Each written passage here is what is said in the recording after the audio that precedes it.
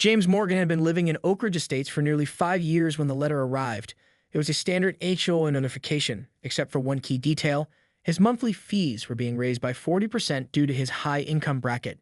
As he sat at his kitchen counter, coffee growing cold, James read and reread the letter with growing disbelief. The HOA board had apparently instituted a new income-adjusted fee structure and had categorized him in the highest tier based on public records of his recent promotion at the architectural firm where he worked. He ran his fingers through his dark hair, still damp from the morning shower, and shook his head in disbelief. The letter was printed on the familiar HOA letterhead, cream-colored paper with the Oak Ridge Estates logo he had personally designed years ago. The irony wasn't lost on him. "This has to be a joke," he muttered to himself, reaching for his phone to take a photo of the document. He sent it to his sister with the caption, "You won't believe what my HOA just did." The letter went on to explain that the board had conducted an economic diversity assessment of the community and determined that a more equitable distribution of maintenance costs was necessary to ensure community sustainability. In practice, this meant residents like James would subsidize those the board deemed less financially capable. What made this particularly absurd was that James didn't just own his townhome. He actually owned the entire Oak Ridge Estates property. It had been a complex investment strategy he developed years ago, purchasing the land through his family's trust and developing it into the community it now was. For privacy and tax purposes, he lived as a regular resident with a property management company handling day-to-day operations. Not even the HOA board knew that the Oak Ridge Development Corporation they reported to was actually just James. His sister called back almost immediately, her laughter echoing through the speaker. "They have no idea, do they?" she asked between giggles. "Absolutely none," James confirmed, glancing out his window at the immaculate community garden he had insisted on during development. The same garden the letter cited as needing additional funding for enhanced maintenance. James walked over to his home office, the letter still in hand, and pulled out the original community charter from his files. He had intentionally structured the HOA with clear limitations on fee increases, specifically prohibiting any discriminatory practices. What the board was attempting wasn't just inappropriate, it was explicitly forbidden by the very documents he had drafted. He sat at his desk, surrounded by architectural drawings of his next project, and considered his options. He could simply contact the management company and override the board's decision, revealing his ownership in the process. But something about this situation bothered him on a deeper level. The board's willingness to implement such an obviously discriminatory policy suggested a concerning pattern of behavior that might affect other residents who didn't have his unique position of power. The afternoon sun cast long shadows across his desk as James made his decision. Rather than immediately revealing his hand, he would first attend the upcoming board meeting as just another concerned resident. He wanted to understand exactly how far this overreach extended and who else might be affected. Only then would he decide how best to address it. He added the meeting to his calendar, tucked the letter into his folder of HOA communications, and returned to his abandoned coffee, now completely cold. As he poured himself a fresh cup, James couldn't help but smile at the absurdity of the situation. The board had unknowingly picked a fight with the one person who could instantly end their reign, but he was going to let this play out a bit longer before showing his hand. The following Tuesday, James attended the monthly HOA board meeting for the first time. He arrived 10 minutes early, parking his modest set in between a luxury SUV and a compact hybrid, a fitting representation of Oak Ridge's diverse resident profile. The community center with its vaulted ceilings and large windows was another feature he had insisted on during development. It was meant to be a welcoming space for community gatherings, though tonight it felt more like a courtroom. He slipped into the back row, choosing a seat near the exit. Several residents nodded in recognition. James was friendly with his neighbors, but had always maintained a careful distance, avoiding deep involvement in community politics. Tonight, he clutched a leather portfolio containing printouts of the community bylaws, his HOA fee increase letter, and several sticky notes marking key sections. At precisely 7:00 p.m., Karen Whitfield, the board president, called the meeting to order. Her pearl necklace gleamed under the recessed lighting as she tapped her gavel with practiced authority. James observed the 5 board members, all retirees with too much time on their hands, as they methodically moved through the agenda. Item 3. Landscaping improvements, Karen announced with stern efficiency. "We've received quotes for refreshing the western perimeter with drought-resistant plants. The board recommends accepting the bid from Green Valley Landscaping at $12,300. James made a note. Green Valley was known for overcharging, and he knew the management company had negotiated better rates with other vendors in the past. Already he was seeing signs of questionable financial management. The meeting progressed to a heated debate about whether the community pool hours should be extended by 30 minutes on weekends. Board member Robert Miller, a former banker with wire-rimmed glasses and perpetually pursed lips, argued against it, citing additional utility costs and potential noise issues. "Our current pool budget is already stretched thin," Robert said, shuffling some papers. "And with some residents struggling to meet their basic fee obligations, it would be irresponsible to incur additional expenses." Another board member, Diane, nodded emphatically. "Exactly. That's why our new fee structure is so important.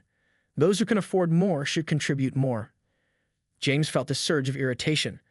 The pool operation costs had been generously budgeted in the annual plan he had approved. There should be no issue with extending hours if residents wanted it. When the meeting opened for resident comments, several people raised concerns about landscape maintenance and parking enforcement. James waited patiently until the line shortened, then calmly approached the microphone.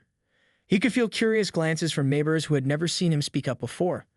"I'd like to discuss the recent income-based fee increase," he said evenly, maintaining a professional demeanor despite his growing frustration. Karen's smile tightened as she straightened in her chair. "Ah, yes, Mr. Morgan, we're glad you could join us tonight. We've implemented a more equitable payment structure," she explained with the confidence of someone who believed entirely in her own authority. "Communities across the country are adopting similar approaches." Board member Robert added, "High earners like yourself," he emphasized the words with a slight nod, "can afford to contribute more to community improvements. It's simply fair that those with greater means support those with less." James noticed several older residents nodding in agreement. A woman in the front row actually applauded softly. "I understand the concept," James replied, keeping his tone neutral. "However, I'm curious where in our community bylaws this type of income-based assessment is authorized." A flicker of annoyance crossed Karen's face. "The board has broad discretion to set fees based on community needs. Article 4 of Section B gives us that authority." James knew exactly what Article 4, Section B stated. He had written it himself, and it explicitly prohibited discriminatory fee structures. But rather than confronting her directly, he simply asked a few more clarifying questions about how they determined income brackets and what metrics they used. As he returned to his seat, he caught a whispered exchange between Karen and Robert, their eyes following him with evident disapproval. Several residents gave him supportive nods, suggesting he wasn't the only one questioning the new policy. James settled back into his chair, mentally revising his approach. This wasn't just about an unauthorized fee increase anymore. There was clearly a deeper issue of power and control at play, one he would need to address carefully and strategically. Over the next 2 weeks, James immersed himself in a thorough investigation of the HOA's activities. His architectural projects took a backseat as he dedicated his evenings to unraveling what was happening at Oak Ridge Estates. The more he discovered, the more concerned he became. His first step was to reach out to other residents. He started casually, hosting a small gathering at his townhome under the pretense of watching a playoff game. Between quarters, he carefully steered conversations toward the recent community changes. "Did your fees go up recently?" he asked Marcus, a software engineer who had moved in last spring. Marcus grimaced, lowering his voice despite being in James' living room. 40%. I said it was because of my income bracket. How do they even know what I make?" By the end of the night, James had confirmed that several other residents, primarily younger professionals who had recently moved in, had received similar increases. All were too busy with careers to fight the HOA or attend regular meetings, making them perfect targets. The next morning, James called his contact at the property management company, carefully used his resident identity rather than revealing himself as the owner. "I'd like to request copies of the HOA financial statements for the past 2 years," he said. "As a resident, I believe I'm entitled to them." The management company representative sounded hesitant. "We usually don't. I mean, the board typically reviews those." "Check the bylaws," James suggested calmly. Article 2, Section C specifically grants residents the right to review financial documents with reasonable notice. He knew this because he had written that provision himself, believing transparency was essential to good governance. 3 days later, James sat at his dining table surrounded by spreadsheets and financial reports. The income-based fee structure wasn't just questionable, it was completely unauthorized by the community bylaws he himself had written years ago. The documents showed increasing administrative expenses over the past year with surprisingly little to show for it. Most disturbing was a new line item labeled board member stipends that hadn't existed before. Each board member was now receiving $500 monthly for their service, totaling $30,000 annually that should have gone toward community improvements. The board had effectively given themselves salaries while raising fees on residents they deemed wealthy enough to afford it. James leaned back in his chair, pinching the bridge of his nose. This went beyond mere overreach. It bordered on fraud. He decided to dig deeper into the board members themselves. A few careful searches revealed that Karen had run her previous HOA in another community until a contentious departure 3 years ago. Robert had a history of serving on boards of various organizations, several of which had faced financial scrutiny. The patterns were troubling. One evening, James encountered Emily Chen, a retired accountant who lived at the end of his block. They had always exchanged pleasant greetings but never had an extended conversation. "I've seen you at the board meeting," she said, pausing while walking her corgi. Asking about those new fees. James nodded cautiously. "I'm concerned about where the money is going." Emily glanced around before speaking. "You should be. I used to help review the quarterly statements until Karen said they didn't need my services anymore. That was right after I questioned some unusual expenditures." "Like board member stipends?" James asked. Emily's eyes widened slightly. "You know about those?" "Yes, and there's more. Catered lunches for working meetings. A weekend and strategic retreat at a resort.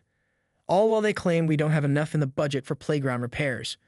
That night, James stayed up late drafting a meticulous timeline of the board's actions, cross-referenced with community bylaws and state regulations regarding homeowners associations. The picture that emerged was one of systematic exploitation, a small group that had discovered a way to profit from their positions while intimidating anyone who questioned them. As dawn broke, James reached for his phone and pulled up the contact information for Rachel Chen, a real estate attorney at his firm. This situation called for more than just his authority as the property owner. It required a strategic legal approach that would not only address the current issues but also prevent similar problems in the future. Rather than immediately revealing his ownership, James decided on a more educational approach. The following Monday morning, he walked into the sleek downtown offices of his architectural firm and headed straight for the legal department. Rachel Chen, a sharp-minded real estate attorney who had helped structure the original Oak Ridge development, looked up from her desk with surprise. "James, aren't you supposed to be at the Wilson Project meeting?" "I got something more pressing," he replied, setting a folder of HOA documents on her desk. "I need your legal expertise on a rather personal matter." Over the next hour, James outlined the situation. Rachel's expression shifted from professional interest to genuine outrage as she reviewed the financial documents and fee increase notices. "This is textbook discriminatory practice," she concluded, tapping her pen against the income-based fee structure document. "And these stipends? Without proper disclosure and approval, that's a clear breach of fiduciary duty. I could simply override them as the owner," James said, staring out her office window at the city skyline. "But that feels like a missed opportunity." Rachel leaned forward. "You want to teach them a lesson." "I want to ensure this doesn't happen again, with this board or any future one," James clarified. "The residents deserve better." Together, they crafted a carefully worded legal letter questioning the fee structure's legality under state law and requesting documentation showing where in the bylaws such increases were permitted. The letter came from Rachel's office but made no mention of James' ownership stake. It simply represented him as an individual homeowner with legal concerns. "This should get their attention without showing our full hand," Rachel said as she signed the letter. "Let's see how they respond before escalating." James left her office with a sense of satisfaction. The wheels were now in motion. The letter created immediate panic. Karen called an emergency board meeting for that evening, sending out a community-wide email claiming legal threats from a disgruntled resident. James wasn't officially invited, but as the property owner, he easily gained access to the security feed through the management company. In his home office, he watched the video feed as the board gathered around the community center table. Karen's face was flushed with anger as she slapped the letter down. "This is completely unacceptable," she fumed. "Who does this Morgan person think he is, bringing lawyers into a community matter?" Robert adjusted his glasses nervously. "Perhaps we should consider rescinding the income-based increases, just temporarily, until we can better formulate." "Absolutely not," Karen cut him off. "We are within our rights. The bylaws give us discretion over fees. But does that discretion extend to income-based assessments?" asked Diane, the most reserved board member. "I'm not sure we consulted legal counsel before implementing this." "We don't need to spend money on lawyers for every little decision," Karen insisted. "We are elected to make these judgments." The discussion grew heated as board members took sides. Robert suggested they might be personally liable if they proceeded incorrectly, while Karen maintained they were protected by the HOA structure. James watched with growing interest as cracks formed in their unified front. "We need to make an example of troublemakers who question our authority," Karen finally declared. "If we back down on this, residents will think they can challenge every decision we make." Two board members exchanged uncomfortable glances at this statement, but no one directly opposed her. As the meeting concluded, the board agreed to have their regular HOA attorney review the letter, ironically, a junior associate at the same firm where Rachel worked as a senior partner. James smiled at the irony as he closed his laptop. The next day, James received a call from Rachel. "Their attorney reached out to me," she reported. "He's trying to defuse the situation, but it's clear they're nervous." They've asked for a meeting next week to discuss potential compromises. Perfect, James replied. But before that meeting happens, we need to prepare for the annual owner meeting. It's time to accelerate our timeline. As he hung up, James pulled out his calendar and circled the date of the annual meeting in red. After years of sending representatives, this year he would finally attend in person, and the board would never see it coming. The annual meeting, when a property owner traditionally addressed the HOA board, was scheduled for a Thursday evening in late spring. Normally, James sent a representative from the management company to deliver prepared remarks and answer basic questions. This year would be different. James spent the days leading up to the meeting carefully preparing. He reviewed the complete financial history of Oak Ridge Estates, assembled documentation of the board's unauthorized actions, and worked with Rachel to prepare for every possible scenario. They decided that surprise would be their greatest advantage. "Are you sure you don't want me there as counsel?" Rachel asked during their final preparation meeting. James shook his head. "I want them completely off guard. Having a lawyer present might put them on alert." The evening of the meeting arrived with a perfect spring sunset casting golden light across the community. James chose his outfit carefully, a charcoal gray suit that was professional without being intimidating, the kind of attire that communicated authority without arrogance.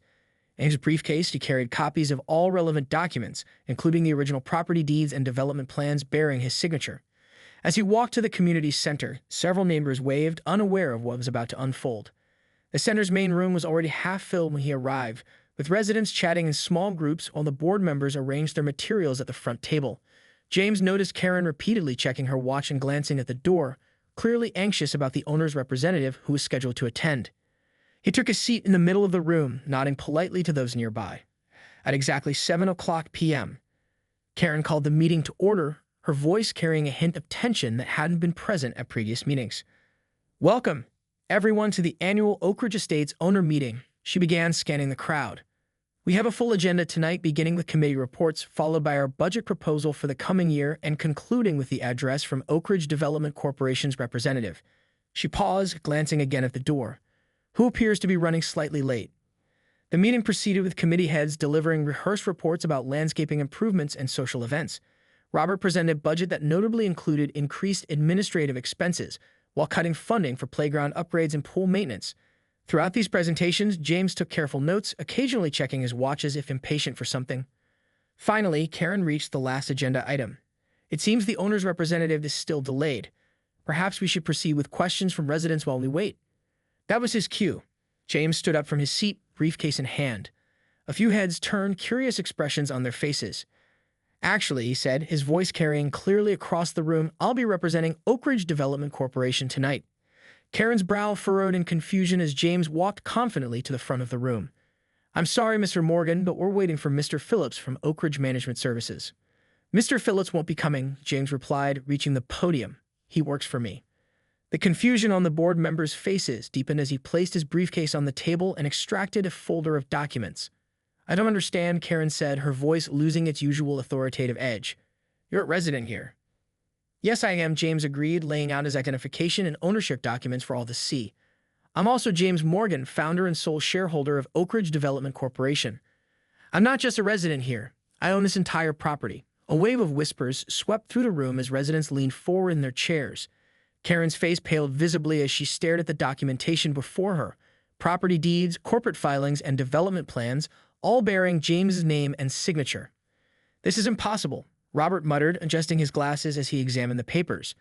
"Why would you live here as a regular resident if you own everything?" "Because I believe in this community," James answered simply. "I designed and built Oak Ridge Estates to be a place where people could truly feel at home, with fair governance and transparent management." His gaze swept across the board members. "Which brings us to the reason I've chosen to reveal myself tonight." The meeting descended into chaos as the full implications of James' revelations sank in. Residents who had been quietly tolerating the fee increases suddenly found their voices, shouting questions and demanding explanations. Through it all, James remained calmly standing at the podium, waiting for the initial shock to subside. Karen attempted to regain control, banging her gavel repeatedly until the noise diminished. "This is highly irregular," she managed, her voice strained. "We should adjourn and reconvene when we've had time to verify these claims." "The documents are all in order, as your own inspection confirms," James replied evenly. He turned to address the residents directly. "I've lived among you as a neighbor because I believe in experiencing Oak Ridge Estates as it truly is, not as reports and spreadsheets might portray it." He connected his laptop to the projector and displayed the financial records he had obtained. The room fell silent as line items appeared on screen, highlighting the unauthorized stipends and questionable expenditures. For the past 8 months, James continued, pointing to specific entries. Board members have been paying themselves monthly stipends of $500 each without proper disclosure or approval. During the same period, they implemented an income-based fee structure that targeted newer, younger residents while claiming these funds were needed for community improvements. Close-up photos of the neglected playground equipment and cracking pool deck appeared on screen next, projects that had been repeatedly postponed despite increased fee collection. I calmly explained that income-based fee structures violated both state law and the community bylaws, James said. Effective immediately, all unauthorized fee increases are rescinded and residents who paid them will receive full refunds with interest. Additionally, all improperly paid stipends will be returned to the community fund. Robert shifted uncomfortably in his seat. We were compensated for our time and effort. The board positions require significant work. Board service is voluntary, James interrupted firmly. That was explicitly outlined in the bylaws I wrote when establishing this community. If compensation was desired, it should have been proposed to residents and properly amended in the bylaws and not secretly added as a budget line item. Karen stood abruptly, her chair scraping loudly against the floor. You can't just come in here and make these pronouncements. We were elected by the residents. We have authority. Your authority exists within the framework of the bylaws, James countered, pulling up the relevant section on the screen. And Section 7.3 clearly gives the property owner ultimate authority over the HOA board in cases of rule violations or financial impropriety. He turned to face the board directly. Additionally, the current board is dissolved as of tonight for breach of fiduciary duty. Karen's face flushed deep red. You can't do that. We have contracts, obligations. Actually, I can, James said quietly. And I am. The room erupted again, this time with a mixture of cheers and protests.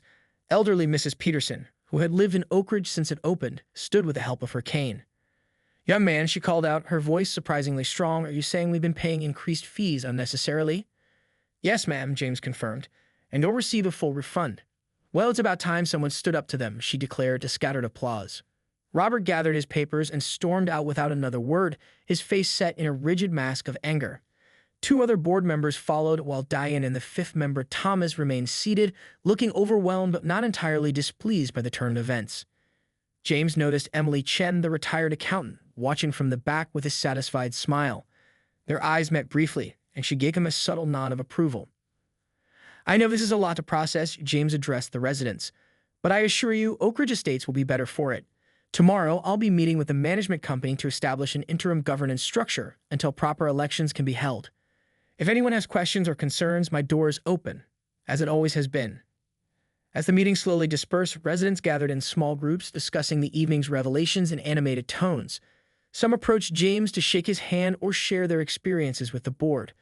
Through it all, Karen remained at the table, staring at the scattered papers before her, as the foundation of her authority crumbled completely. In the months that followed, James implemented a transparent new system for HOA governance.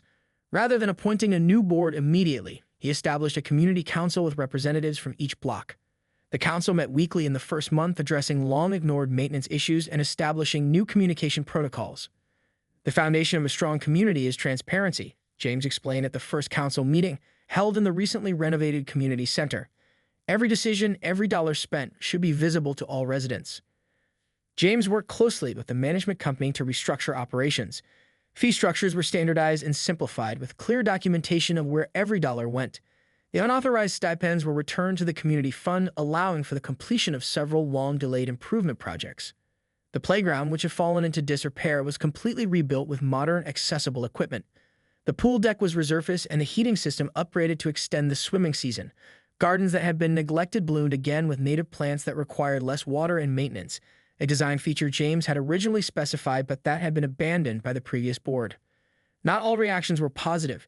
Karen and Robert put their houses on the market within weeks of the confrontation, unable to face their neighbors after the revelations.